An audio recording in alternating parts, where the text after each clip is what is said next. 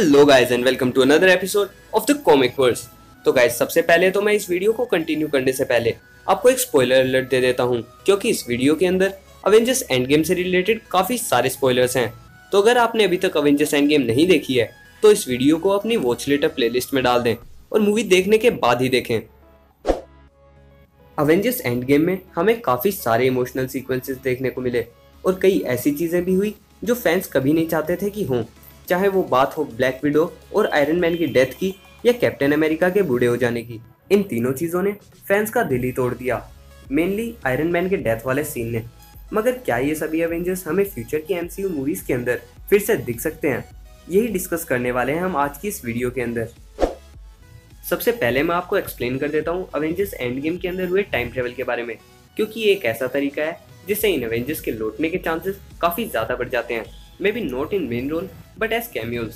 तो गाइस जहाँ पर अवेंजर्स ने टाइम ट्रेवल से पास्ट के इवेंट्स को छेड़ा उस टाइम पर टाइमलाइन ब्रेक हो गई होगी, जैसा कि एंशिएंट वन ने एंड गेम के अंदर हिंट दिया था। फॉर एग्जांपल, जिस टाइमलाइन से 2014 वाला थैनोस एंड गेम की टाइमलाइन में आया, उस टाइमलाइन के अंदर इन्फिनिटी वॉर और एंड गेम के इवेंट्स कभी होंगे ही नहीं, क्योंकि उस टाइमलाइन का थैनोस एंड गेम के इवेंट्स में आकर एमसीयू की ओरिजिनल टाइमलाइन में आकर मर गया।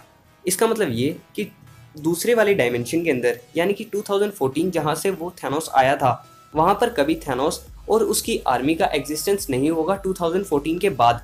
इसका मतलब ये है उस टाइमलाइन के अंदर इन्फिनिटी वॉर और एंड गेम के इवेंट्स नहीं होंगे, यानी कि यहाँ पर मल्टीवर्स का कॉन्सेप्ट एमसीयू के अंदर इंट्रोड्यूस करवाया जा सकता है। तो हो सकता है कि 2014 वाली टाइमलाइन जिसके अंदर थैनोस का एग्जिस्टेंस खत्म हुआ और वहाँ इन्फिनिटी वॉर और एंड गेम के इवेंट्स नहीं हुए, तो उस टाइमलाइन में ब्लैक विडो और टोनी जिंदा हों और कैप्टन अमेरिका भी पास्ट में ना लौटा हो, और आगे किसी मूवी में हमें दिखाया जाए कि अवेंजर्स उस टाइमलाइन के अंदर जाकर अपने किसी मिशन के लिए पास्ट वाले टोनी की हेल्प लें, क्योंकि हम जानते हैं कि कुछ चीज़ें ऐसी हैं जो सिर्फ टोनी ही कर सकता है। जहाँ प्रोफेसर हल्क टाइम ट्रेवल करने के लिए कोई रास्ता नहीं निकाल पा रहा था, वहाँ टोनी ने ही हेल्प की थी अवेंजर्स की टाइम ट्रेवल करने में। तो शायद आगे भी टोनी कहीं ना कहीं अवेंजर्स को गाइड करता हुआ हमें दिखाई दे। इसके अलावा आगे फ्यूचर में हमें दो ऐसे कैरेक्टर्स भी दिखने वाले हैं जो टोनी स्टार्क से काफ़ी ज़्यादा कनेक्टेड थे, और टोनी उन दोनों के लिए फादर फिगर जैसा था, और वो दोनों हैं पीटर पार्कर और हार्वी। पीटर पार्कर को तो आप पहचान ही गए होंगे, बट मैं आपको याद दिला देता हूँ कि हार्वी कौन है। तो आपको याद होगा आयरन मैन 3 का वो लड़का जिसके गैरेज में टोनी स्टार्क ने अपना आर्मर चार्ज किया था, तो वही लड़का हमें टोनी स्टार्क के फ्यूनरल में भी दिखाई दिया। तो फ्यूचर में पॉसिबली हार्वी ही हमें आयरन मैन के आर्मर में दिखाई दे सकता है। अब क्योंकि टोनी स्टार्क इन दोनों कैरेक्टर से इतना ज़्यादा कनेक्टेड था, तो हो सकता है कि उसने पीटर पार्कर और हार्वी के लिए कुछ ऐसे मैसेजेस रिकॉर्ड करके रखे हों, जैसा कि एक मैसेज हमें एंड गेम के लास्ट में दिखाई दिया था।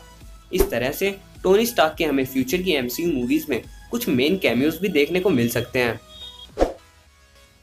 टोनी के बाद अगर हम बात करें अब कैप्टन अमेरिका और ब्लैक विडो की, तो ब्लैक विडो तो हमें नियर फ्यूचर में अपनी सोलो मूवी में दिखाई देने ही वाली है।